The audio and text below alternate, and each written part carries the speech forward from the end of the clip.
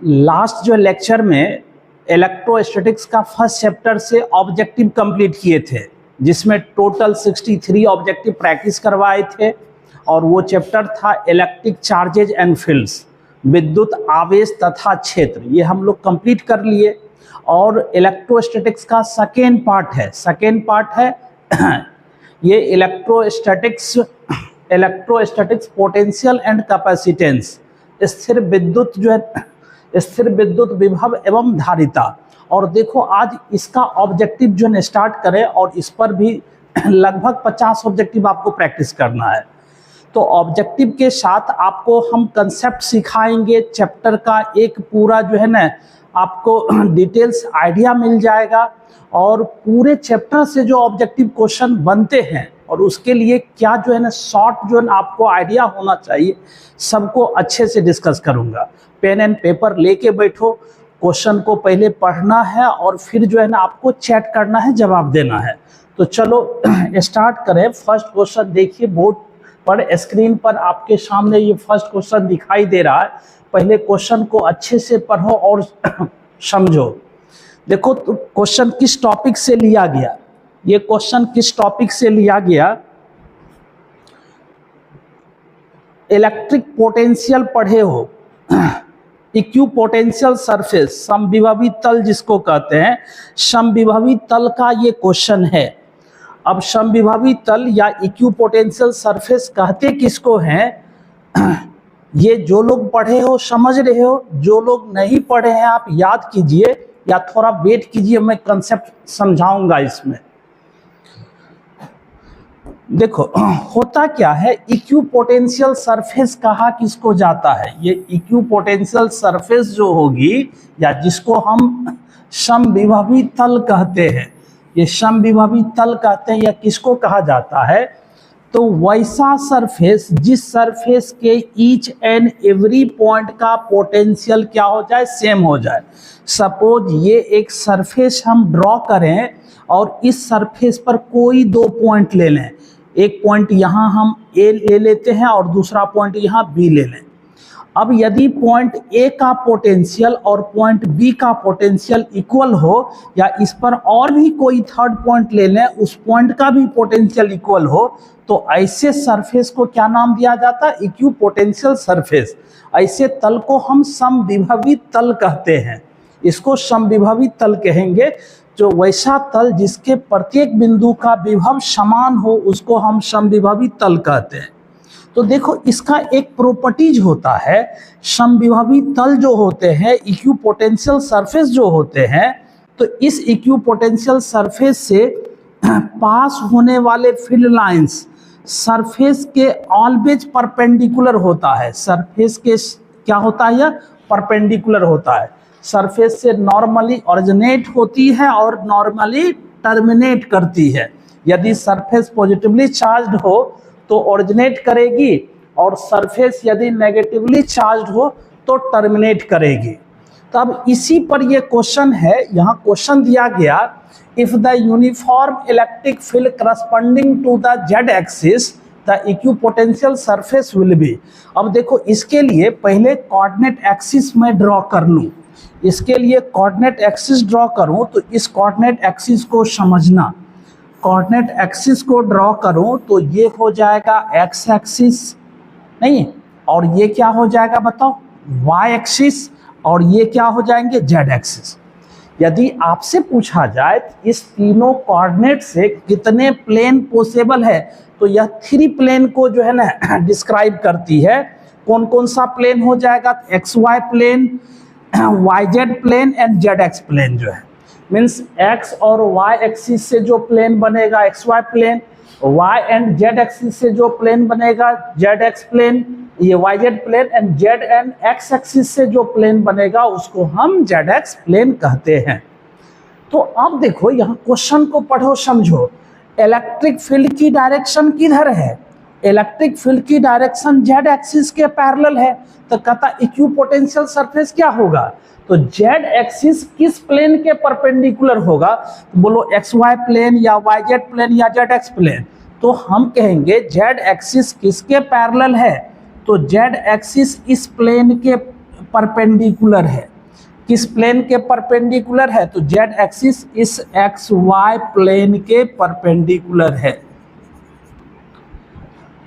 Z axis क्या है, x Y plane के परपेंडिकुलर है। और इलेक्ट्रिक फील्ड का वैल्यू क्या बोला गया, जेड एक्सिस के पैरेलल है, मींस इसके पैरेलल होगा, तो जो है क्या हो जाएगा, तो ये जो प्लेन होगा, ये प्लेन, तो एक्स वाई प्लेन, इसी प्लेन को हम क्या नाम देंगे, इक्विपोटेंशियल सरफेस। ये जो Z X plane X Y plane है, इसी प्लेन को हम समविभवी तल कहेंगे। तो इसका राइट ऑप्शन क्या होगा, तो राइट ऑप्शन ए होगा, क्योंकि देखो मेरा जो इलेक्ट्रिक फील्ड लाइंस है वह जेड एक्सिस के अलोंग है, नहीं ये क्या है, जेड एक्सिस के अलोंग, तो जेड एक्सिस किस तल के जो लंबवत होगा, एक्स वाई तल के लंबवत होगा। तो ये इलेक्ट्रिक फील्ड के परपेंडिकुलर जो सरफेस होते हैं, विद्युत क्षेत्र के लंबवत जो तल होते हैं, वह तल जो है अक्सर क्या होते हैं, समविभवी तल होते हैं, इक्विपोटेंशियल सरफेस होते हैं। तो इसका सही ऑप्शन क्या हो जाएगा, ए होगा। तो चलिए, यदि समझ में आ जा रहा है, आप स्क्रीनशॉट लेना चाह रहे हो तो स्क्रीनशॉट लेना या फिर से नोट्स बनाना। अभी तुम फिर से नेक्स्ट क्वेश्चन पढ़ो, क्वेश्चन सेकेंड है, आप इस क्वेश्चन को पहले अच्छे से पढ़िए, समझिए, फिर जो जवाब दीजिएगा। ये क्वेश्चन है और इसके जो है ये ऑप्शन है, ये ऑप्शन दिए गए हैं। हम रुकेंगे जो है, हम जो 30-40 सेकेंड आपको जरूर देंगे क्वेश्चन पढ़ के और समझने के लिए। जो लोग भी ज्वाइन कर किए हो तो चैट भी करना, मैसेज करना, जो लोग ज्वाइन किए हो चैट करना, मैसेज करना, इस क्वेश्चन का आंसर क्या होगा।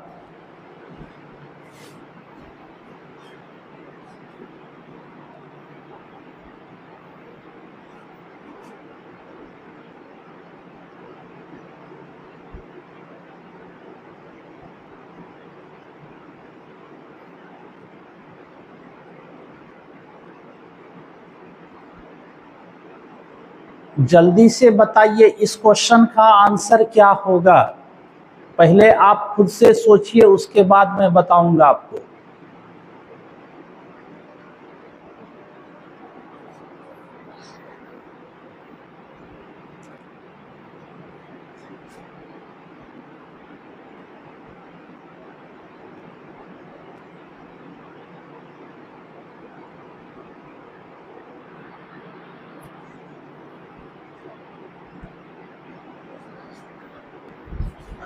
आप खुद पढ़िए और बताइए इसका क्वेश्चन क्या होगा। कुछ मैसेज छोड़ो तो।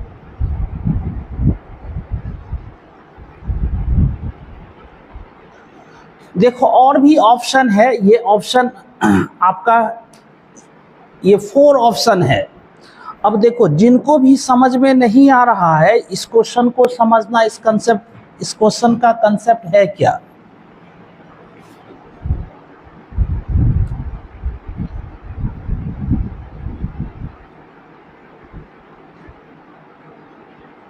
ठीक, चलो देखो इसमें क्या है, इसका यदि कंसेप्ट समझो तो यहाँ क्या दिया जा रहा है, 8 स्मॉलर ड्रॉप्स है, 8 स्मॉलर ड्रॉप्स है, मीन्स छोटे छोटे जो है ना क्या है, 8 बूंदे हैं। तो ये जो स्मॉलर ड्रॉप है, प्रत्येक ड्रॉप का साइज सेम है, शेप सेम है, तो इस तरह से कितनी है, ये 8 ड्रॉप्स है। ईच ड्रॉप है, बूंद है, तो ये स्फेरिकल होगा, जिसकी त्रिज्या r है और जिसकी जो है ना आवेश कितनी है, q है। त्रिज्या r है और आवेश q है। अब इसमें जो है नंबर ऑफ ड्रॉप्स कितने हैं, तो कितनी है, 8 है, और 8 को हम ऐसे लिख सकते हैं 2 to the power 3।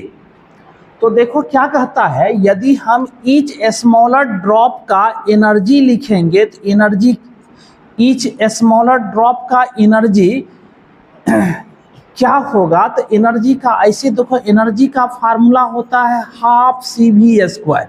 लेकिन अब इसमें नहीं चलना है, हम केवल इसी जो है ड्रॉप के नंबर से, बूंदों की संख्या से ही बड़े बूंद की एनर्जी का जो है ना रिलेशन ढूंढ सकते हैं। क्या कहता है कि ये ड्रॉप आपस में मिल करके एक बिगर ड्रॉप फॉर्म करती है, सभी ड्रॉप आपस में मिल करके एक बिगर ड्रॉप फॉर्म कर लेती है। तो सपोज ये बिगर ड्रॉप है, तो कहता है इस बिगर ड्रॉप का एनर्जी, बिगर ड्रॉप की स्थितिज ऊर्जा क्या होगी। तो एक रिलेशन है, इस रिलेशन को याद रखिए। बिगर ड्रॉप की जो एनर्जी होती है वह n to the power 5/3 into smaller drop की एनर्जी हो जाएगी। यदि ईच स्मॉलर ड्रॉप की स्थितिज ऊर्जा पोटेंशियल एनर्जी U हो जाए, तो ये बिगर जो है ड्रॉप की जो एनर्जी होगी, तो ये कैपिटल U और स्मॉल u में ये रिलेशन होता है। और इस रिलेशन से तुम जो है निकाल सकते हो बिगर ड्रॉप की एनर्जी स्मॉलर ड्रॉप की एनर्जी से कितना टाइम्स है। तो चलिए इसमें पुट कर लीजिए। देखो n का वैल्यू क्या है, 8 को हम लिख सकते हैं 2 टू द पावर 3, तो n के प्लेस पर लिखूंगा 2 टू द पावर 3 और इसका पावर 5/3 इंटू क्या हो जाएगा u, और यहाँ से क्या होगा 3 कैंसिल, तो फिर वैल्यू क्या मिल जाएगा, तो वैल्यू मिल जाएगा 2 टू द पावर 5u, और इसको जो है ना 5 टाइम्स मल्टीप्लाई कीजिए तो ये कितना हो जाएगा 32u।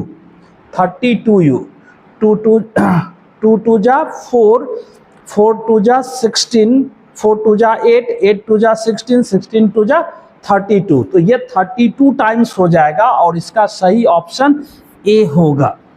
तो इसका मेन ये फार्मूला है, ये याद रखिए। जब भी जो है स्मॉलर ड्रॉप्स, चार्ज ड्रॉप्स आपस में कंबाइन होकर के बिगर ड्रॉप बनाती है, तो बिगर ड्रॉप की एनर्जी स्मॉलर ड्रॉप की एनर्जी के साथ ये रिलेशन रखती है। जो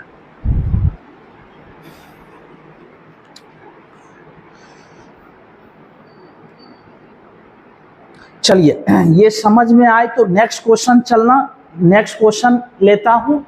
नेक्स्ट क्वेश्चन फिर से बोर्ड पर आपके सामने स्क्रीन पर दिख रहा है। आप पहले क्वेश्चन पढ़ो, समझो, फिर जवाब देना। हम समय देंगे आपको क्वेश्चन पढ़ के समझने का। पहले क्वेश्चन पढ़ के समझिए और जवाब दीजिए। देखो यह समांतर प्लेट संधारित्र मीन्स पैरेलल प्लेट कैपेसिटर से रिलेटेड क्वेश्चन है और ये इसका ऑप्शन इस प्रकार से है। 4 ऑप्शन है, 4 में से एक ऑप्शन करेक्ट है जिसको बताना है। बताइए इस 4 में से कौन सा ऑप्शन करेक्ट है।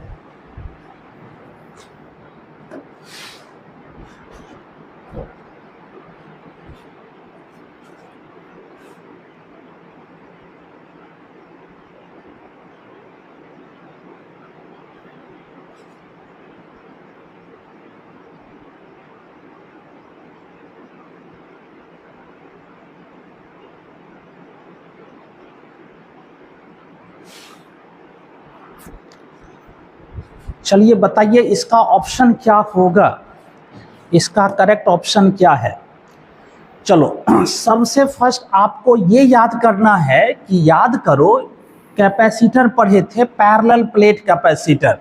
ये कौन सी कैपेसिटर है, तो पैरेलल प्लेट कैपेसिटर है। और पैरेलल प्लेट कैपेसिटर जिसको हम क्या कहते हैं, समांतर प्लेट संधारित्र कहते हैं। यदि देखा जाए तो समांतर प्लेट संधारित्र को ऐसे दिखा सकते हैं, पैरेलल प्लेट कैपेसिटर ये हो जाएगी। तो इसका क्या होगा, दोनों प्लेट के बीच डिस्टेंस d हो जाएगा और ईच प्लेट का एरिया मीन्स क्षेत्रफल a है। तो यदि इसके इनसाइड एयर मीडियम हो तो इसकी कैपेसिटेंस हम लिखेंगे तो ये क्या होता है, A/0/d ये हो जाता है। अब यदि इसी में ये अभी क्या है, कुछ नहीं एयर है, यदि इसमें हम कोई डाइलेक्ट्रिक मीडियम इंसर्ट कर दें, तो यदि इसमें डाइलेक्ट्रिक मीडियम इंसर्ट कर देंगे जिसका डाइलेक्ट्रिक कांस्टेंट K हो, तो फिर इसकी कैपेसिटी C इक्वल्स क्या हो जाती है, ये एयर वाला था, एयर कोड जो है ना कैपेसिटर का कैपेसिटेंस ये था। यदि डाइलेक्ट्रिक स्लैब वाला जो है ना रखें तब क्या हो जाएगा, देखो एरिया वही है ε0K और डिवाइडेड बाय, इसमें हम मान लेते हैं ये d1 था और इसमें मान लेते हैं डिस्टेंस d2 है। ये डिस्टेंस चेंज कर दी गई है, इसको हम d2 मान लेते हैं। तो इसमें बोला जा रहा है k का वैल्यू 6 है, डाइलेक्ट्रिक कांस्टेंट कितनी दी गई है 6 है, और कैपेसिटेंस को सेम रखने के लिए d में क्या रिलेशन होगा, d1 और d2 में रिलेशन क्या होगा। तो यहां समझो ये k का वैल्यू यदि कितना दिया गया हो 6 और c इक्वल्स क्या होना चाहिए c0 होना चाहिए, तब आपको d1 d2 में रिलेशन बताना है। तो चलो यहां से निकालो, तो c इक्वल्स क्या होगा c0, तो c का वैल्यू क्या है a epsilon not into k upon d2, और ये क्या हो जाएगा, ये होगा a epsilon not divided by d1। तो देखो इसमें जो कॉमन है वो तो कैंसिल हो जाएगा, तो ये क्या बच जा रहा है k upon d2 equals 1 upon d1, 1 upon d1। तो यहाँ k का वैल्यू बाद में पुट करेंगे, हमको निकालना है d2, तो d2 क्या हो जाएगा, d2 इक्वल्स हो जाएगा d2 इक्वल्स क्या हो जाएगा, तो ये हो जाएगा k इंटू d1। तो बोलो k का वैल्यू कितना दिया गया है, तो डाइलेक्ट्रिक कांस्टेंट परावैद्युतांक का जो मान है वह 6 है, तो 6d1। तो ये जो होगा उसके बीच का डिस्टेंस हमें जो है क्या होगा बढ़ाना होगा कैपेसिटी सेम रखने के लिए, और इसको कितनी गुनी करनी होगी 6 टाइम्स करनी होगी। इसका सही ऑप्शन क्या हो जाएगा, तो 6 टाइम्स हो जाएगा, ए नंबर होगा, इसका सही ऑप्शन ए नंबर हो जाएगा। जो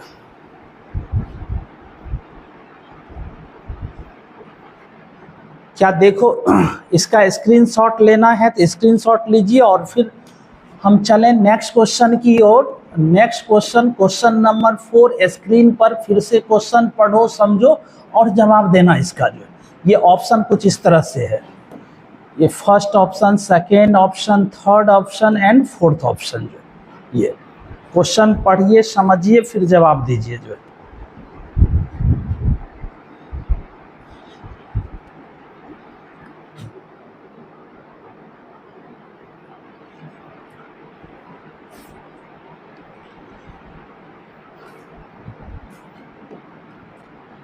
चलो देखो क्वेश्चन क्या है, which of the following ratio is constant for an isolated conductor. किसी विलगित चालक के लिए निम्नलिखित में से कौन अनुपात अचर होता है। तो यहां समझिए, ये सपोज ये कोई आइसोलेटेड विलगित कंडक्टर है, तो यदि हम किसी कंडक्टर को चार्ज करते हैं तो इस कंडक्टर की क्या होती है, पोटेंशियल बढ़ती है। याद रखना, कोई आइसोलेटेड कंडक्टर हो, चालक हो, जब उसको हम चार्ज करते हैं, चार्ज देते हैं, तो इसका क्या बढ़ता है, पोटेंशियल। आवेश देंगे तो विभव बढ़ेगा। तो ये देखा जाता है कि आवेश जो होता है वह किसके प्रोपोर्शनल होगा, v के प्रोपोर्शनल होगा। और यदि इस प्रोपोर्शनल साइन को, समानुपाती चिन्ह को हम इक्वल साइन में चेंज करेंगे तो एक कांस्टेंट लेना पड़ेगा, ये भी। तो ये क्या है, तो ये एक नियतांक है, कांस्टेंट है। तो इसी कांस्टेंट का वैल्यू जो है किसी भी कंडक्टर के लिए फिक्स होता है, या c इक्वल्स क्या होगा, q अपॉन v होगा। तो किसका रेशियो, तो चार्ज और पोटेंशियल का रेशियो किसी भी कंडक्टर का वह क्या रहता है, कांस्टेंट रहता है। तो क्वेश्चन तो यही है, which of the following ratio is constant for an isolated conductor. तो ये क्या होगा, total charge by total potential, charge by potential, और इसका सही ऑप्शन ए होगा। इसका सही ऑप्शन ए होगा। चलो यदि ये समझ में आ रहा है तो नेक्स्ट क्वेश्चन बढ़िए। क्वेश्चन नंबर ये 4 समझ में आ रहा है तो नेक्स्ट क्वेश्चन फिर से स्क्रीन पर देखो, पढ़ो, समझो, फिर जवाब देना। इस क्वेश्चन को पहले पढ़िए, समझिए, फिर जवाब दीजिए। और ये थीटा है, ये क्या है, थीटा है, ये थीटा है। इसको पढ़िए, समझिए, देन जवाब दीजिए।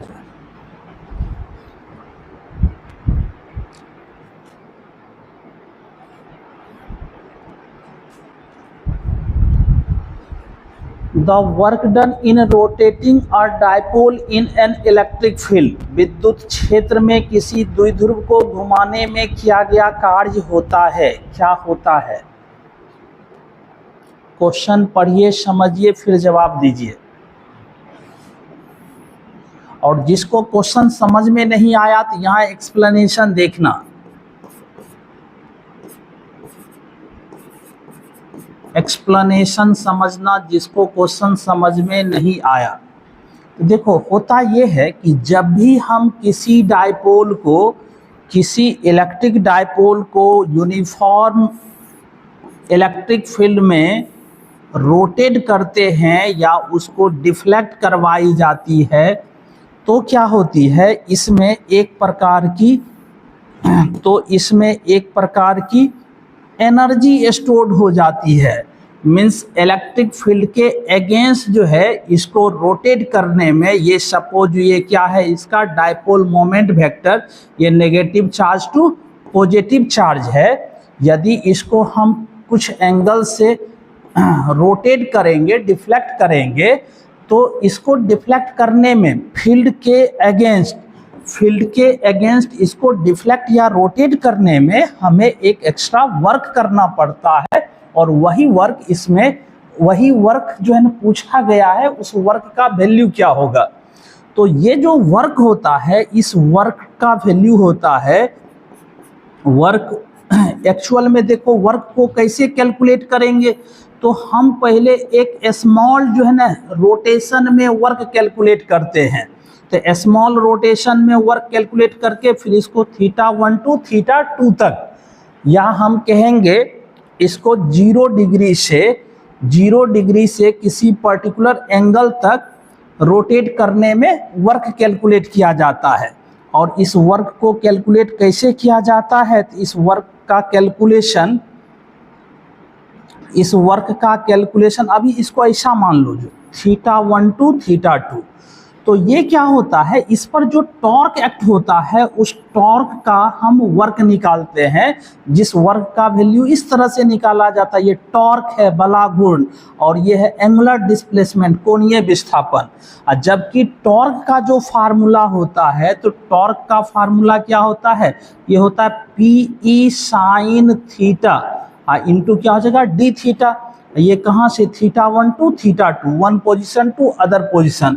सपोज यहाँ θ1 पोजीशन है, यहाँ क्या है, θ2 पोजीशन है।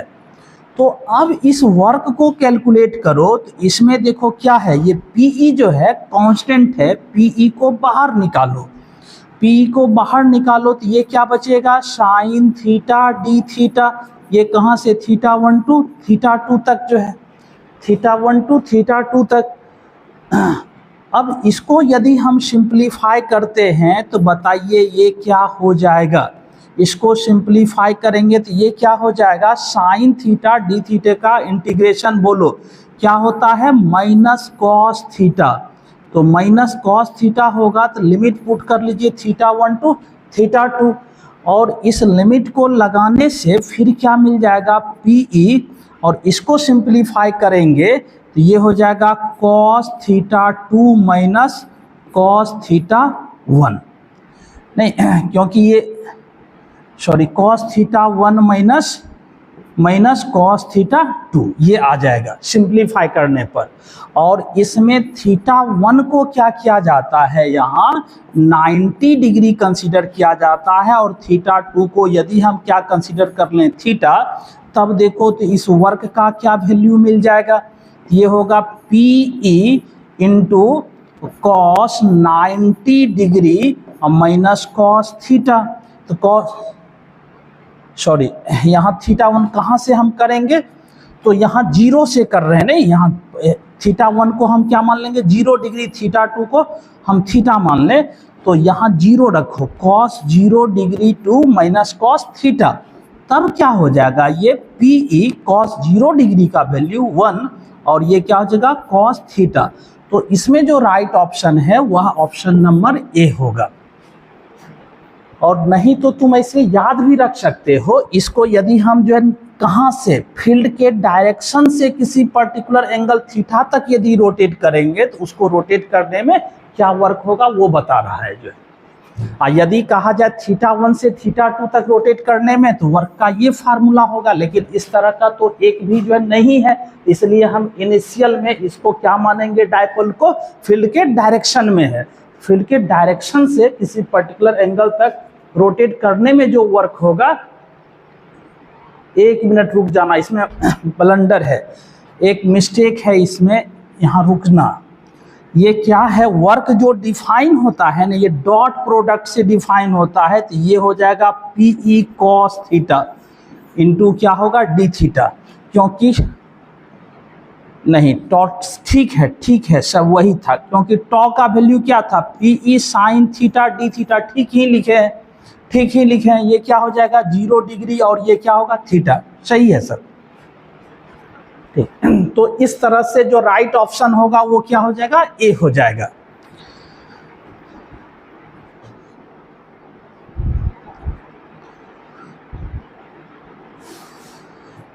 चलिए ये समझ में आया। यदि स्क्रीनशॉट लेना है तो जल्दी से स्क्रीनशॉट ले लो और फिर नेक्स्ट क्वेश्चन बढ़ते हैं, question number 6।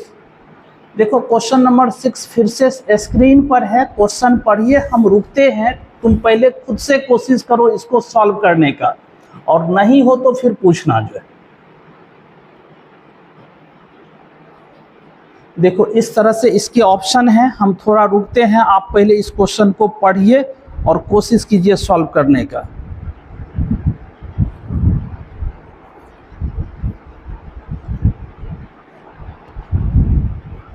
A hollow metallic sphere of radius 5 centimeter is charged such that the potential on its surface is 10 volt and the potential at the center of the sphere is। तब sphere के centre पर potential क्या होगा ये पूछा जा रहा है। क्वेश्चन को समझिए, क्वेश्चन समझ में आ जाएगा तो फिर सोचो जो 50% सॉल्व हो गया।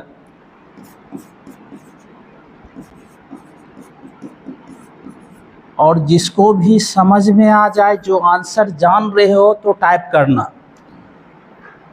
जो लोग भी आंसर जान रहे हो टाइप करना।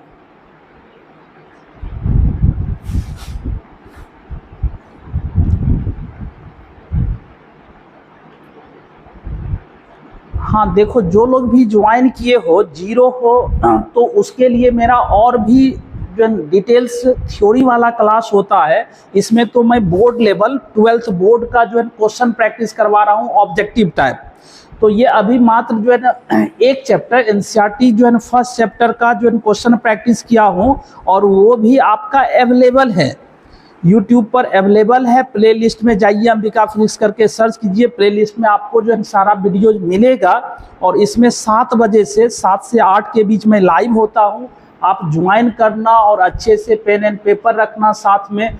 तो क्लास के समय आप अच्छे से देखते जाओ, सारी चीज़ें को जो अच्छे से समझिए, और बाद में क्लास के बाद फिर जो है ना वीडियो को रिप्ले करके पॉज कर करके सबका नोट्स बनाइए, लिखिए, जहां डाउट हो तो मैसेज करना, या भागलपुर में हो तो संपर्क कर सकते हो ऑफलाइन भी क्लासेस चलती है जो है। चलो देखो अब इस क्वेश्चन को समझाते हैं। पहले इस क्वेश्चन का जो है कंसेप्ट समझो, क्वेश्चन सॉल्व कैसे होगा। मैक्सिमम लोगों से तो बन जा रहा है, लेकिन कुछ लोगों को दिक्कत क्या हो रही है, कहता है 5 सेंटीमीटर जो है त्रिज्या का एक धातु का खोखला गोला है। मीन्स ये होलो स्फीयर है। होलो स्फीयर किसका है, धातु का है, मेटल का है। ये अंदर कुछ नहीं है, अंदर क्या है, खाली है, एम्प्टी है, खोखला है।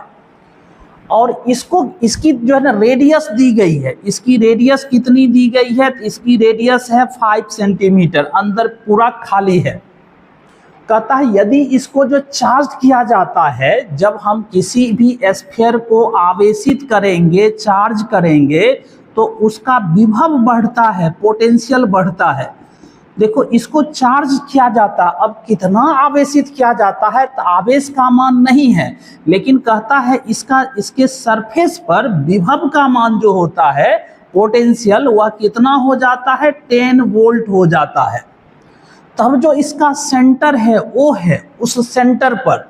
तो देखो सतह पर विभव का मान, सतह कहते हैं सरफेस पर विभव का मान 10 वोल्ट हो तो पूछा जा रहा है केंद्र में विभव का मान क्या होगा। क्या बोलो, यही क्वेश्चन है ना। 5 सेंटीमीटर त्रिज्या का एक धातु का गोला इस प्रकार आवेशित किया गया है कि इसके पृष्ठ पर विभव 10 वोल्ट, तो गोले के केंद्र पर विभव क्या होगा, नहीं, and the potential at the centre of the sphere क्या होगा, ये निकालना है। तो याद रखना जो विभव जो है गोले के सतह पर होता है वही गोले के अंदर प्रत्येक बिंदु पर होता है। यदि जो खोखला आवेशित चालक गोला है तो इसके सतह पर जो विभव का मान होगा तो वही मान इसके अंदर जो है प्रत्येक बिंदु पर होता है। The value of potential The value of potential at the surface of a hollow conducting charged sphere is same as each and every point inside the sphere जो है। तो हम कहेंगे सतह के केंद्र पर जो मान होगा विभव का, पोटेंशियल का, वह सतह के मान के बराबर होगा और यह भी कितना हो जाएगा 10 वोल्ट, यह भी कितना हो जाएगा 10 वोल्ट हो जाएगा। और इसका सही ऑप्शन बी नंबर होगा, सही ऑप्शन बी नंबर होगा।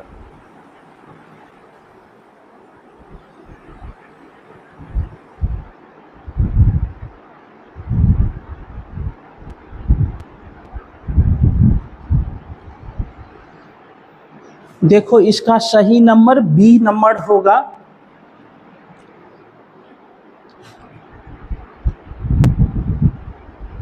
नमस्ते चाचा, पहचाने। अरे पहले तो तुम अपना नाम, सचिन, तुम अपना नाम के पहले जो है ना प्रीफिक्स जो लगाए हो ना उसको ठीक करो जो है। और चलो यदि तुमको 12th बोर्ड देनी है तो अच्छे से वॉच करो, आज समझो, पढ़ो अच्छे से।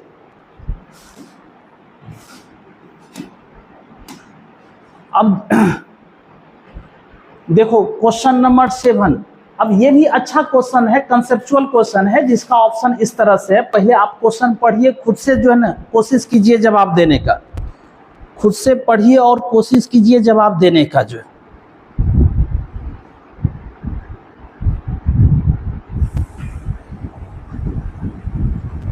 और सचिन 12th पास हो तो ये 12th वाले के लिए है। जो लोग 2025 में एग्जाम अपियर करेगा बिहार बोर्ड से, ये जो है क्लास उसके लिए बेनिफिशियल होगा। तो चलो अच्छी बात है, नॉलेज के लिए भी पढ़ना चाहिए। और समझते हो 12th पास किए हो तो जवाब भी दो, चैट भी करो, आंसर बताओ 7 का कौन जो है सही ऑप्शन होगा। सचिन बताओ 7 का कौन सही ऑप्शन होगा।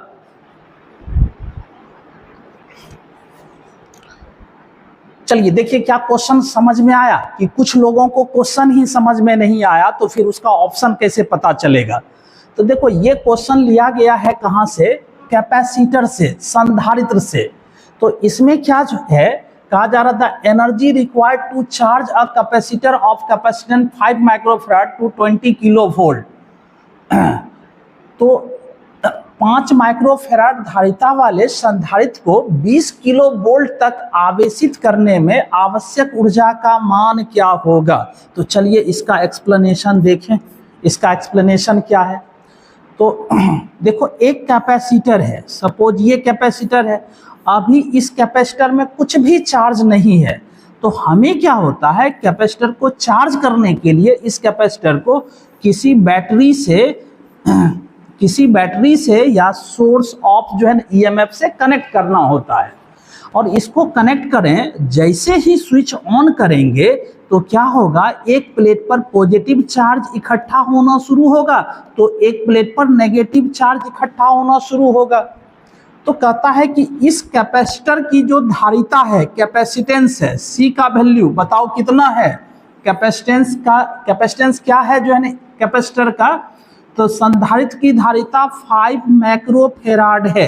पहले तो तुम क्या करो, इस माइक्रोफैराड को फैराड में कन्वर्ट करो। देखो माइक्रोफैराड को फैराड में कन्वर्ट करेंगे तो इसको 10⁻⁻⁶ से मल्टीप्लाई करना पड़ेगा। अब देखो इसको जो चार्ज किया जाता है तो सोर्स का वोल्टेज कितना है, तो सोर्स का जो वोल्टेज है V का वैल्यू दिया गया है कितना, 20 किलो वोल्ट, और किलो मीन समझ रहा है ना, तो ये 20,000 वोल्ट है, 20,000 वोल्ट। तुम चाहो तो इसको ऐसे लिख सकते हो 2 × 10⁴ वोल्ट भी लिख सकते हो ये। तो अब पूछा जा रहा है कि अब इसको जो चार्ज करते हैं, इसको चार्ज करने के लिए एनर्जी क्या रिक्वायर्ड होगी, तो जो एनर्जी इसमें स्टोर्ड होगी वही एनर्जी इस सोर्स को जो है ना सप्लाई करना होगा। तो हमको निकालना क्या है, एनर्जी निकालना है। क्या क्या पता है, तो C पता है और V पता है। तो इसके लिए एक आसान सा फार्मूला है, तुम पढ़े हो, हाफ CV²।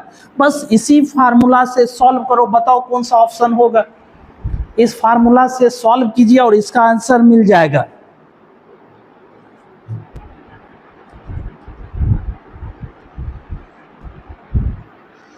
हाँ, फार्मूला ठीक है, लेकिन आप इसको सॉल्व कीजिए, बताइए कौन सा ऑप्शन है। शिया का आंसर C है, स्नेहा का जो 100 किलो जूल है,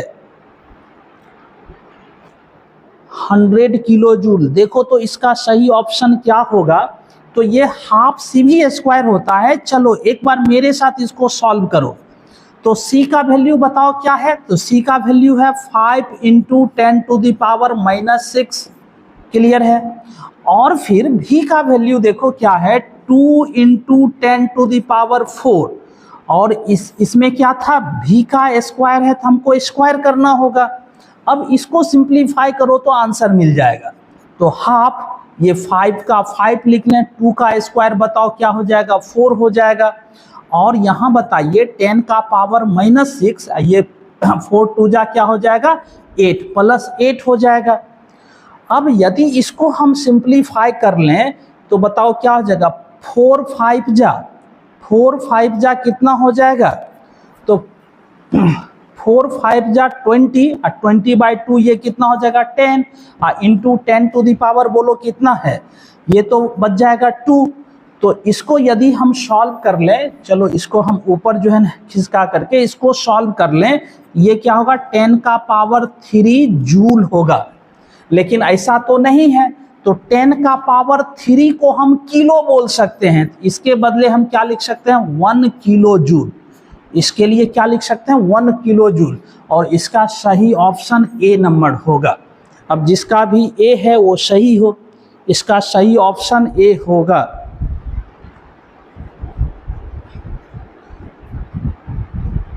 सही ऑप्शन A होगा। यदि कहीं किसी को दिक्कत हो तो समझ सकते हो, और स्क्रीनशॉट लेना है तो जल्दी कीजिए, फिर नेक्स्ट क्वेश्चन देते हैं उसको सोचिएगा बनाइएगा। जो नेक्स्ट क्वेश्चन देते हैं उसको सोचिएगा फिर बनाइएगा आप।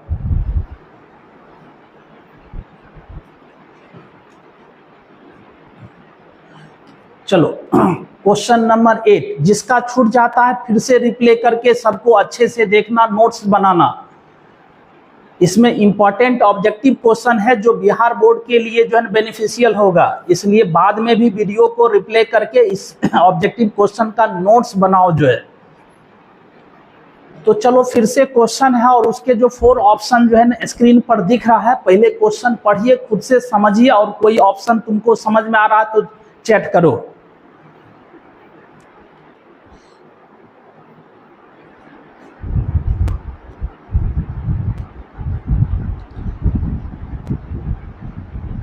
स्नेहा भागलपुर से हम हैं, भागलपुर बिहार से हैं, और ये बिहार बोर्ड के लिए क्लास 12 जो है एग्जामिनेशन 2025 के लिए जो है इंपॉर्टेंट ऑब्जेक्टिव क्वेश्चन प्रैक्टिस करवा रहे हैं सब्जेक्ट फिजिक्स से।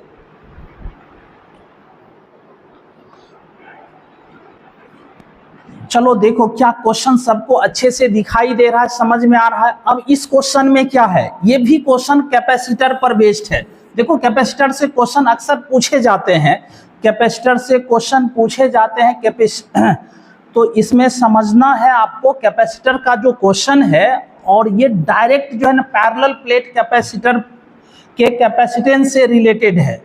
तो फिर से यहाँ आप एक्सप्लेनेशन जो है देखो, एक्सप्लेनेशन में समझिए जो पैरेलल प्लेट कैपेसिटर होता है, अभी जस्ट पीछे लिखे थे, ये दोनों प्लेट के बीच का सेपरेशन यदि कितनी हो जाए d और ईच प्लेट का एरिया a हो जाए, प्रत्येक प्लेट का जो है क्षेत्रफल a हो और दोनों प्लेटों के बीच की दूरी d हो, तो इसकी जो धारिता होती है कैपेसिटेंस, इसका क्या फार्मूला होता है, अभी तो लिखे पीछे एक क्वेश्चन इस तरह का हम लोग किए, इस तरह का हो रहा है। तो यहां से देखो क्या देखते हैं, और इसमें कोई जो है ना डाइलेक्ट्रिक मीडियम रखी हुई हो तो यहाँ डाइलेक्ट्रिक कांस्टेंट से भी मल्टीप्लाई करते हैं। तो यहाँ एप्सिलॉन नोट कांस्टेंट है, बाकी क्या क्या चीज बदल रही है देखो, C प्रोपोर्शनल है एरिया के, C प्रोपोर्शनल है डाइलेक्ट्रिक कांस्टेंट के, परावैद्युतांक के, और C इनवर्सली प्रोपोर्शनल है D के, व्युत्क्रमानुपाती होता है D के। D क्या है, दोनों प्लेट की बीच की दूरी। अब क्वेश्चन पढ़िए क्या है, किसी संधारित्र की धारिता व्युत्क्रमानुपाती होता है, किसके व्युत्क्रमानुपाती होता है, तो दोनों प्लेट के बीच की दूरी का, डिस्टेंस बिटवीन द प्लेट्स, और इसका सही ऑप्शन सी होगा। The capacitance of a capacitor is inversely proportional to, किसके इनवर्सली प्रोपोर्शनल होगा, डिस्टेंस बिटवीन द प्लेट्स जो है।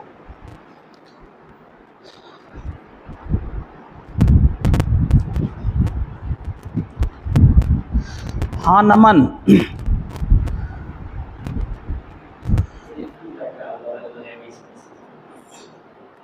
क्या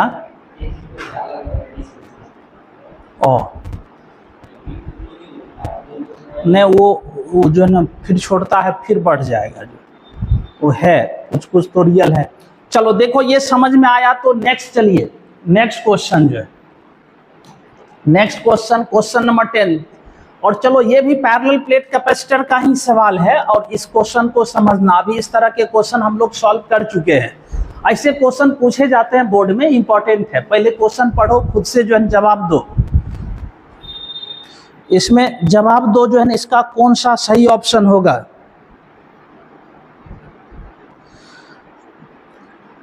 शियानंद, यदि आप यूपी से हो तो आपके बोर्ड के लिए भी ये जो है इंपॉर्टेंट होगा।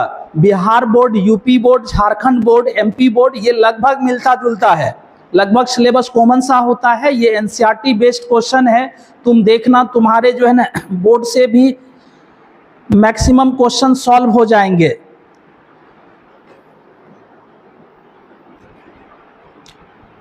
चलो देखो, किसी से भी यदि ये क्वेश्चन सॉल्व हो तो पहले एक बार क्वेश्चन हम समझाते हैं, जिसको क्वेश्चन समझ में नहीं आया क्वेश्चन समझना। देखो एक दिखाया गया है पैरेलल प्लेट कैपेसिटर है, ये क्या है, पैरेलल प्लेट कैपेसिटर है, जिसमें दो प्लेट है, फर्स्ट प्लेट को ए बोला गया, सेकेंड प्लेट को बी बोला गया। फर्स्ट प्लेट ए है, सेकेंड प्लेट बी है। ए प्लेट का पोटेंशियल कितना 20 वोल्ट, बी प्लेट का पोटेंशियल क्या है 15 वोल्ट, और इसकी जो कैपेसिटेंस है 2 माइक्रोफैराड। चलो हम पहले लिख लें, क्या लिख लें, जो जो चीज दी गई है उसको हम लिख लें। दिया क्या गया है, तो कैपेसिटेंस दिया गया है, तो ये जो पैरेलल प्लेट कैपेसिटर है इसकी कैपेसिटेंस क्या है 2 माइक्रोफैराड है, ये धारिता दिया गया है 2 माइक्रोफैराड। और फर्स्ट प्लेट का विभव जो है पोटेंशियल 20 वोल्ट है, और सेकेंड प्लेट का विभव जो है पोटेंशियल वह कितना है 15 वोल्ट है। यदि हम विभवांतर निकालेंगे दोनों के विभव का अंतर, तो क्या हो जाएगा V1 माइनस V2। तो ये V1 माइनस V2 क्या हो जाएगा, इसको जो है ना बताओ, दोनों प्लेट के बीच का विभवांतर यदि लिखना चाहेंगे तो बताइए क्या हो जाएगा 20 माइनस 15, तो ये कितना हो जाएगा 5 वोल्ट हो जाएगा।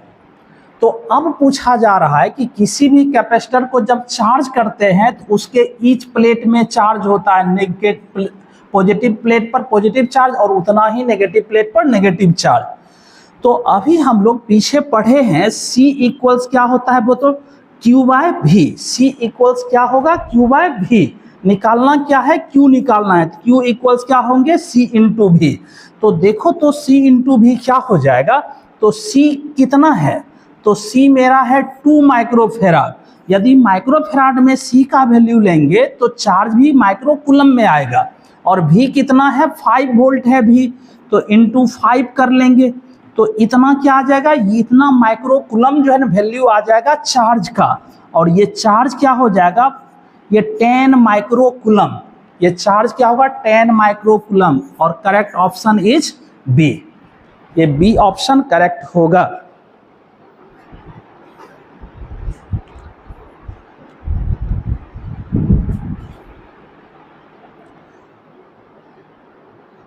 चलिए समझ में आ जाए या समझ में नहीं भी हो, स्क्रीनशॉट लेना है तो इसको लो, या बाद में फिर से वीडियो को रिप्ले करके तुम देखना, फिर से देखो। ग्रुपिंग ऑफ कैपेसिटर पर, संधारित्रों के समूहन पर आधारित सवाल है।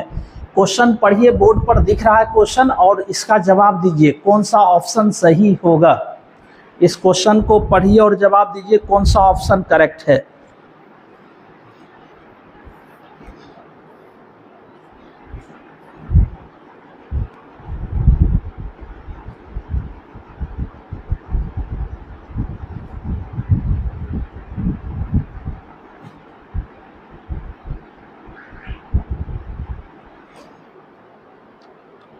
चलो देखो, मैं कुछ हेल्प करता हूं इसमें।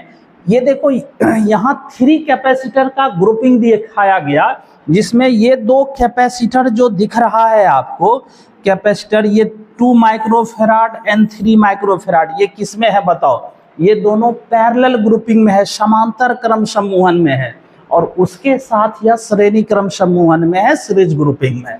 तो यहाँ करना क्या होगा, सबसे फर्स्ट आपको इस दोनों को सॉल्व कर करके एक सिंगल कैपेसिटर बनाना होगा। एक सिंगल कैपेसिटर, ये तो 4 माइक्रोफेराड तो है ही, इसको हम एज इट इज लिख सकते हैं 4 माइक्रोफेराड। ये पॉइंट ए है और ये पॉइंट बी है। अब तुम में से कोई बताओ कि इस दोनों को जब ऐड करेंगे तब क्या होगा। तो इक्विवेलेंट कैपेसिटेंस पैरेलल ग्रुपिंग में याद रखना ये क्या होता है, C1 प्लस C2। इसको यदि मैं C1 कह दूं और इसको C2, तो ये क्या हो जाएगा C1 प्लस C2, इसका वैल्यू होगा तो ये हो गया 3 प्लस 2 और ये हो जाएगा 5 माइक्रोफेराड। ये क्या हो जाएगा 5 माइक्रोफेराड। तो इसका वैल्यू देखो आ गया, ये हो गया क्या, इसका वैल्यू मैं कलर चेंज करके लिख लूं और ये हो गया 5 माइक्रोफेराड। कैसे आया, तो 3 और 2 को डायरेक्ट हम ऐड किए हैं। लेकिन अब ये किस में है, तो अब ये दोनों जो है श्रेणी क्रम में है, सीरीज ग्रुपिंग में। इसके बदले यदि हम सिंगल कैपेसिटेंस लिखेंगे, तो सिंगल लिखेंगे तो ये तो सीरीज में है, तो सिंगल लिखेंगे तो इसका वैल्यू क्या होगा, तो ये हो जाएगा 1/c equals 1/c1 plus 1/c2 ये। और इसको तुम डायरेक्ट भी लिख सकते हो, दोनों का प्रोडक्ट बाय दोनों का सम। तो दोनों का प्रोडक्ट क्या हो जाएगा 20, ये हो गया कितना 5 इंटू 4/5 प्लस 4, तो ये हो गया 20/9 माइक्रोफेराड। क्या इस तरह का कोई ऑप्शन मिलता जुलता है, ये क्या हो जाएगा, ये होगा 20/9 माइक्रोफेराड। लग रहा है कि ये इसके ऑप्शन में मिस्टेक है, और ये तो ये तो नहीं होगा, ये नहीं होगा, ये नहीं होगा, ये नहीं होगा। यहाँ यदि ऑप्शन छूट जा रहा है तो इसको तुम बना लो 20/9 माइक्रोफेराड। यदि ऐसा होगा तो ये होगा, यहाँ मिसप्रिंट है, बट आंसर क्या होगा 20/9 माइक्रोफेराड। इसका सही आंसर होगा 20/9 माइक्रोफेराड। देख लेना, यहाँ जो है ना आपका ये मिस्टेक है दिया हुआ ऑप्शन सुधार कर लेना। ए ऑप्शन को ही बना लो 20/9 माइक्रोफेराड, तो ए ऑप्शन करेक्ट होगा। चलिए नेक्स्ट क्वेश्चन, क्वेश्चन नंबर 11। देखो फिर से आपके स्क्रीन पर क्वेश्चन नंबर 11 दिख रहा है। क्वेश्चन पढ़ो, समझो, फिर जो जवाब देना, और समझ में आए तो चैट जरूर करो, सही हो या गलत हो चैट कीजिए। श्यानंद सही है, 20/9 आ रहा है तो ये सही ऑप्शन है।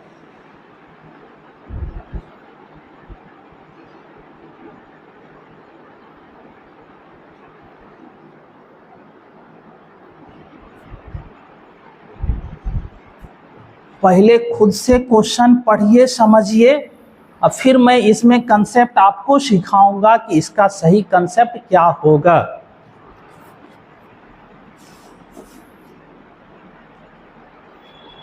if equal charges are given on two spheres of different radii, then the potential will be, अलग अलग त्रिज्याओं के दो गोलों पर समान आवेश दिए जाते हैं तो विभव क्या होगा। चलो जो क्वेश्चन कहा गया पहले क्वेश्चन के अकॉर्डिंग इसको दिखाओ। सपोज एक स्मॉलर स्फीयर है, एक लार्जर स्फीयर है, तो इसकी रेडियस हम क्या मान लेते हैं r1 और इसकी रेडियस क्या मान लेते हैं r2। और इस फिगर देख करके बताओ तो कौन बड़ा है, तो r1 is less than r2, r1 is less than r2। ये तो क्लियर समझ में आ जा रहा है। कहता है क्या, अब स्फीयर फर्स्ट को जितना चार्ज दिया गया, स्फीयर फर्स्ट को जितना चार्ज दिया गया, सेम चार्ज स्फीयर सेकेंड को मीन्स गोला दूसरे गोला को भी दिया गया। तब पोटेंशियल पूछा जा रहा है कि पोटेंशियल क्या होगा। सपोज इसकी पोटेंशियल हम V1 कर लें और इसकी पोटेंशियल V2, क्योंकि चार्ज देने से जो है ना चालक में कंडक्टर में क्या होता है, पोटेंशियल आता है, विभव आता है। यदि जो है ना छोटे वाले गोले का विभव V1 और बड़े वाले गोले का विभव V2 लिखें, तो अब V1 V2 में रिलेशन लाना है कौन बड़ा और कौन छोटा है। तो देखो इसके लिए क्या फार्मूला होता है, तो कोई आवेशित गोले का जो विभव होगा तो उसके सरफेस पर जो विभव होगा वही विभव इसके अंदर प्रत्येक बिंदु पर होता है। और इस विभव का पोटेंशियल का जो एक्सप्रेशन होता है 1/4πε0 Q अपॉन रेडियस का स्क्वायर होता है। ये क्या होता है, रेडियस होता है, स्क्वायर नहीं होगा, ये क्या होगा radius. V equals 1/4πε0 Q upon R हो जाएगा। तो यहां से हम क्या पाते हैं, यदि चार्ज दोनों पर क्या है सेम है, तो यहाँ चेंज क्या हो रहा है R, तो R पोटेंशियल के विभव के इन्वर्सली प्रोपोर्शनल है। यदि मैं यहाँ लिखता हूँ V1 अपॉन V2, तो यहाँ उल्टा लिखना पड़ेगा, R2 अपॉन R1 लिखना पड़ेगा, क्योंकि इन्वर्सली प्रोपोर्शनल। अब तुम बताओ ये इसमें कौन बड़ा है, R1 बड़ा या R2 बड़ा। तो R2 बड़ा है, तो बड़े में छोटे से यदि डिवाइड करेंगे, ये बताओ इसको इधर ले आएंगे, R2 अपॉन R1 करेंगे, ये क्या होगा 1 से तो बड़ा होगा। यदि बड़े संख्या में छोटे संख्या से डिवाइड करेंगे तो वह क्या होगा, ग्रेटर देन 1 होगा। तो हम इस तरह से क्या देख रहे हैं कि V1/V2 ग्रेटर देन क्या होगा 1 होगा, तो then V1 greater than V2 होगा। मीन्स छोटे गोले का जो विभव होगा बड़े गोले के विभव से अधिक होगा जो है। तो अब जो ऑप्शन तुमको लग रहा है उसको जो है करेक्ट कर लो। पोटेंशियल क्या होगा, more on the smaller sphere, यही राइट ऑप्शन है। नहीं, छोटे गोले पर ज्यादा विभव होगा, छोटे गोले का पहला गोला छोटा है तो उसका विभव ज्यादा होगा। आई होप कि आपको समझ में आ रहा है। चलो नेक्स्ट क्वेश्चन लिखें। चलो शिया आनंद का जो है ना सही है ऑप्शन। चलिए नेक्स्ट क्वेश्चन, और ये नेक्स्ट क्वेश्चन नंबर 12 फिर से स्क्रीन पर आपके सामने क्वेश्चन है। क्वेश्चन पढ़िए समझिए, अच्छा क्वेश्चन है, कंसेप्चुअल है, सोच के जवाब देना। अच्छा एक कंसेप्चुअल क्वेश्चन है, सोच करके जवाब देना इसका सही ऑप्शन क्या होगा।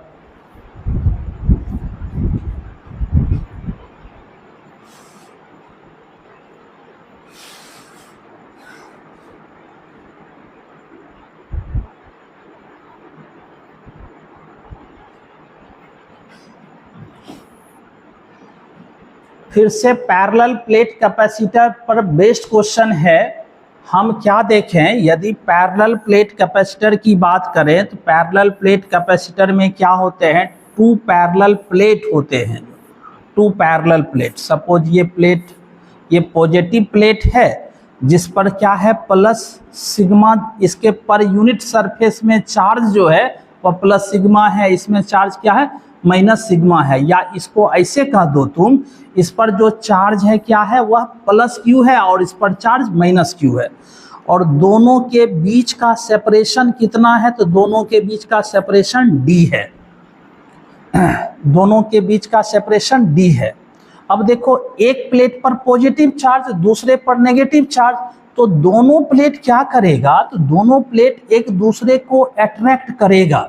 दोनों प्लेट में क्या होगा, अट्रैक्शन होगा, ये और ये दोनों एक दूसरे को क्या करेंगे, अट्रैक्ट करेंगे। तो इसी अट्रैक्शन फोर्स को पूछा जा रहा है, इसका वैल्यू क्या होगा।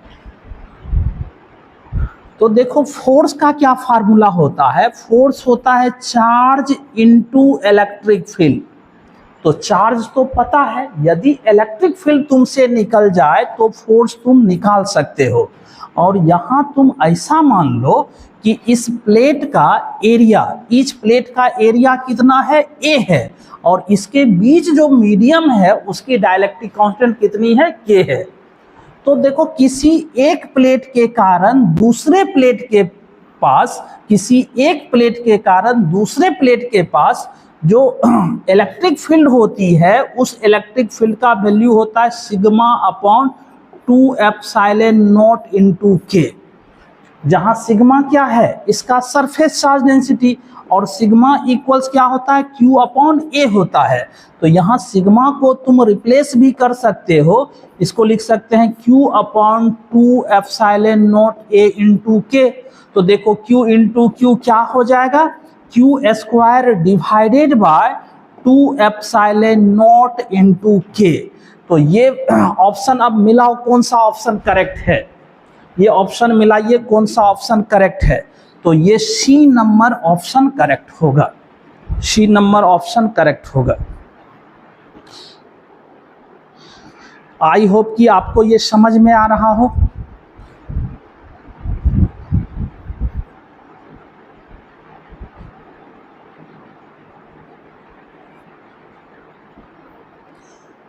यदि ये समझ में आया तो चलो नेक्स्ट क्वेश्चन मैं फिर से दे रहा हूं, और इस क्वेश्चन को समझना और जवाब देना। फिर से देखो स्क्रीन पर ये क्वेश्चन है और इसके ये ऑप्शन है, तुम क्वेश्चन को पहले पढ़ो, समझो, फिर जवाब दो।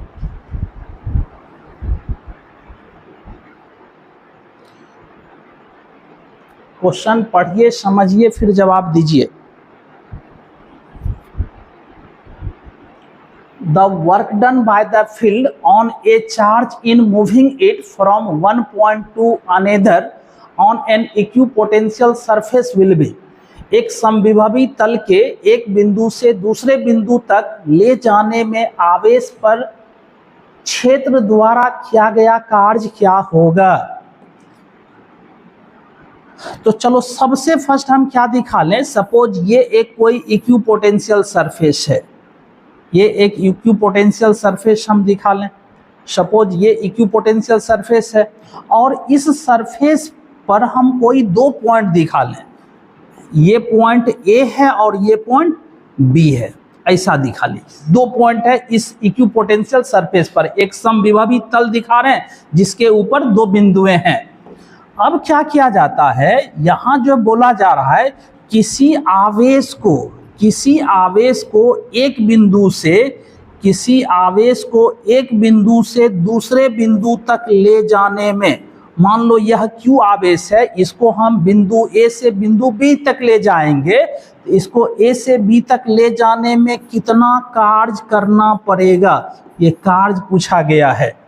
यदि तुमको पता हो विभवांतर बराबर क्या होता है, पोटेंशियल डिफरेंस, तो ये होता है वर्क डन बाय चार्ज। तो इस यहीं से क्या निकल जाएगा तुमको, तो वर्क बराबर क्या होगा, चार्ज इनटू पोटेंशियल डिफरेंस, विभवांतर, दोनों बिंदुओं के बीच का विभवांतर। अब ये भी पता है ए बिंदु का विभव भी ए और बी बिंदु का विभव क्या हो जाएगा, भी बी। यदि यह समविभवी तल है, इक्विपोटेंशियल सरफेस है, तो दोनों विभव का मान, दोनों बिंदु के विभव का मान सेम होगा।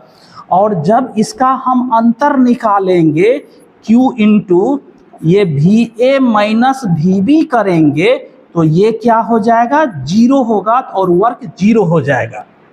नहीं, वर्क क्या हो जाएगा, जीरो हो जाएगा जो है। अब ऐसा क्यों हो रहा है, जीरो क्यों होगा, ये समझिए कि समविभवी तल है तो प्रत्येक बिंदु का विभव समान होगा, तो दो बिंदु के विभव का अंतर तो शून्य होगा, और इसको चार्ज से गुना करेंगे तो कार्य क्या हो जाएगा, शून्य। और इसका सही ऑप्शन सी होगा, सही ऑप्शन सी होगा। चलिए, श्यानंद का सही है, ये जीरो होगा। और फिर मैं नेक्स्ट क्वेश्चन ले रहा हूं और इसको तुम समझना, अच्छे से जवाब देना। क्वेश्चन नंबर 14, क्वेश्चन नंबर 14 फिर से स्क्रीन पर है, आप क्वेश्चन पढ़िए और फिर उसकी ऑप्शन में दे रहा हूं। इस ऑप्शन में बताओ कौन सा जो इसका करेक्ट ऑप्शन है, ये कौन सा ऑप्शन करेक्ट है। If a proton is brought close to another proton, then its potential energy, यदि एक प्रोटॉन को एक दूसरे प्रोटॉन के नजदीक लाया जाता है तो उसकी स्थितिज ऊर्जा क्या होगी। ये तो पोटेंशियल एनर्जी पर सवाल है। मीन्स यदि टू चार्ज पार्टिकल्स हो, ये फर्स्ट भी प्रोटॉन है और सेकेंड भी क्या है, प्रोटॉन है, तो प्रोटॉन का चार्ज क्या होता है, प्लस ई, और दूसरे प्रोटॉन का चार्ज भी क्या हो जाएगा, प्लस ई। दोनों तो प्रोटॉन है, तो प्रोटॉन का चार्ज आपको पता है। और इसके बीच अभी मान लेते हैं किसी सर्टेन टाइम पर डिस्टेंस कितना है, दूरी आर है। तो अब दो चार्ज जो है ना पार्टिकल्स के, दो चार्ज पार्टिकल से एसोसिएट जो एनर्जी होती है, दो आवेशित कण का जो ऊर्जा होता है उसका वैल्यू होता है 1/4 पाई एप्सिलॉन नॉट, तो Q1 into Q2 divided by R। But यहाँ चार्ज को हम विथ साइन रखते हैं, याद रखना। तो यहाँ तो दोनों पॉजिटिव है तो कोई बात नहीं है, ये क्या हो जाएगा 1/4 pi epsilon not E into E upon R। और बोलो ये क्या हो जाएगा, E into E square upon 4 pi epsilon not, ये क्या हो गया 1 अपॉन R। ये देखो ये तो कांस्टेंट टर्म है, इसलिए यहाँ एनर्जी जो होगी वह डिस्टेंस के इन्वर्सली प्रोपोर्शनल होगा। अब बताओ यदि एक दूसरे को नजदीक लाएंगे, एक दूसरे के क्लोज लाएंगे तो R डिक्रीज करेगा, R घटेगा तो U का मान बढ़ेगा। तो बढ़ेगा तो कौन सा ऑप्शन होगा, ए नंबर बढ़ेगा। तो इसमें कौन सा ऑप्शन हो जाएगा, ए नंबर होगा।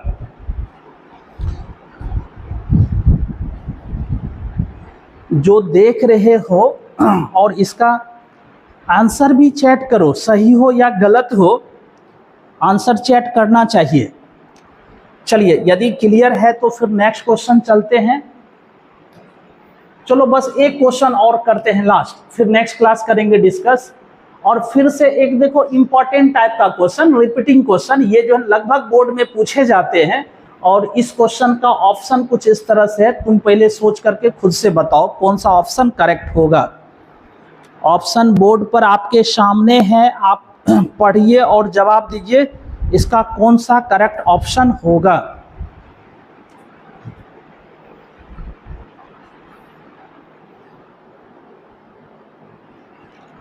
जो लोग बाद में वीडियो देखते हो तो लगे कहीं फॉरवर्ड करके आपको जो है ना आगे बढ़ना है तो फॉरवर्ड करके बढ़ जाया करना जो है, लेकिन अभी जो लाइव जो कर रहे हो क्लास वो लोग इसको सॉल्व करो, पढ़ो, क्वेश्चन समझो, फिर जवाब देना। पहले तुम खुद से एक बार क्वेश्चन पढ़ो और समझो, एक बार खुद से क्वेश्चन पढ़िए समझिए तो फिर मैं बताऊंगा आपको। देखो 64 आइडेंटिकल ड्रॉप्स है, ईच की कैपेसिटेंस कितनी है, 5 माइक्रो फैराड है, और ये आपस में कंबाइंड होकर के एक लार्ज ड्रॉप बनाती है। तो जो लार्ज ड्रॉप की कैपेसिटेंस क्या होगी, जो बड़े बूंद होगी उसकी धारिता क्या होगी, यदि प्रत्येक छोटे बूंद की धारिता कितनी है 5 माइक्रोफैराड। मीन्स ऐसे छोटे छोटे जो है कितने हैं 64 ड्रॉप है, 64 बूंदे हैं, सभी एक समान है, समरूप है। ये क्या बन जाता है, एक बड़े बूंद में बदल जाता है। यदि प्रत्येक छोटे बूंद की धारिता C हो तो ये बड़े बूंद की धारिता पूछा जा रहा है, C का वैल्यू दिया गया है कितना 5 माइक्रोफैराड, तब ये बड़े बूंद की धारिता पूछी जा रही है, कैपेसिटेंस ये कितना होगा। हाँ लेकिन इसमें बूंदों की संख्या दी गई है कितना 64 दी गई है, बूंदों की संख्या 64। अब बताओ क्या ये बन सकता है, यदि किसी से बनेगा तो जो है मैसेज करना, चैट करो, यदि किसी से बनेगा तो चैट करो।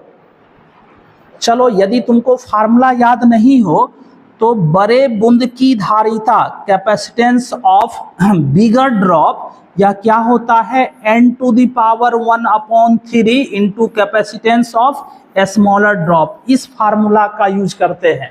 अभी भी यदि इस फार्मूला से तुमसे सॉल्व होता है तो कोई आंसर बताओ क्या होगा। इसी फार्मूला से स्मॉल सी और कैपिटल सी में ये रिलेशन होता है। इस रिलेशन से तुम बताओ कौन सा करेक्ट ऑप्शन है। यदि तुमको सॉल्व करने में परेशानी हो तो देखो, तो 64 को हम ऐसे लिख सकते हैं 4⁻3, 4 4 जा 16, 16 4 जा 64। अब बताइए इसका आंसर। तो C इक्वल्स क्या हो जाएगा, तो ये हो जाएगा 4Q का पावर 1/3 इंटू 5 माइक्रोफेराड। तो ये 3 3 कैंसिल, तो 5 4 जा 20, ये कितना हो जाएगा 20 माइक्रोफेराड। क्या 20 माइक्रोफेराड है ऑप्शन, ये C नंबर ऑप्शन इसका करेक्ट होगा। C नंबर ऑप्शन करेक्ट होगा। देखो, यदि आपको समझ में आ रहा हो तो इस तरह से वीडियो वॉच करने से जो है ना आपका कंसेप्ट बिल्डअप नहीं होगा। सही मायने में तुम जो है बोर्ड का एग्जाम देना चाहते हो और अच्छा स्कोर करना चाहते हो तो फिर से वीडियो को रिप्ले कीजिए और इस क्वेश्चन के लिए एक अलग कॉपी बनाइए। सारे क्वेश्चन को आप लिखिए, जहाँ जो दिक्कत हुआ होगा, जिस क्वेश्चन में क्या कंसेप्ट है, सब डिस्कस किए हुए हैं। आप उस कंसेप्ट के साथ अच्छे से नोट्स बना लीजिए। इसमें प्रत्येक चैप्टर का मैं जो है ना फुल फिजिक्स सिलेबस का जो है ऑब्जेक्टिव प्रैक्टिस करवाऊंगा, जो 12th बोर्ड पर जो है आधारित होगा। ये तो ऐसे स्पेशली बिहार बोर्ड के लिए है, बट ये यूपी बोर्ड, झारखंड बोर्ड या एमपी बोर्ड, इस तरह के बोर्ड जो एनसीईआरटी बेस्ड क्वेश्चन पूछते हैं तो उसके लिए भी बेनिफिशियल होगा जो है।